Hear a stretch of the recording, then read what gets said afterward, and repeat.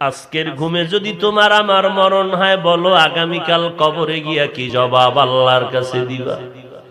বাড়ি পড়ে থাকবে তোমার আমার ছেলেরা বাবা বলে কাঁদবে, আর জবাব চলবে না। কেউ যাবে মসজিদের ইমামের খবর দিতে, জানাজা পড়াইয়া দাও। কেউ যাবে বাঁশ বাগানে বাঁশ কাটার জন্য, কেউ যাবে তোমার আমার জন্য কবর খনন করতে।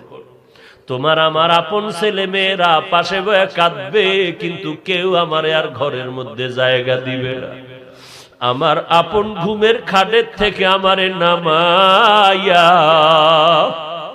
একটা পলিথিন বা হোগলার ভিতরে রাইখা তাড়াতাড়ি ঘরের বাইরে নামায় দিবে। বাহিরে বৃষ্টি হয় সেদিকেও তাকাইবে না, কুকুরে আমারে কামড় দেয় কিনা সেদিকেও কেউ তাকাইবে না।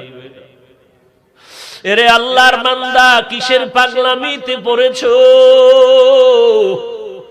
আবার দেখবি কেউ ঘরের পাশে বড়ই পাতা দিয়ে গরম পানি করে আমারে চিরবিদায়ের গোসলটা দেওয়ার জন্য।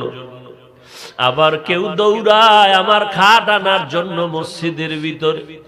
আবার কেউ যায় আমার জন্য বাজারের দোকান থেকে সাদা কাফন কেনার জন্য। চতুর্দিকে কান্নার আওয়াজ।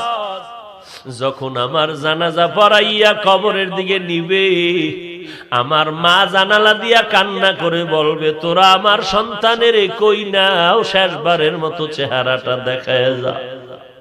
এই সন্তান আমারে মা বলিয়া যখন ডাক দিত, আমার কলিজা ঠান্ডা হয়ে যাইত।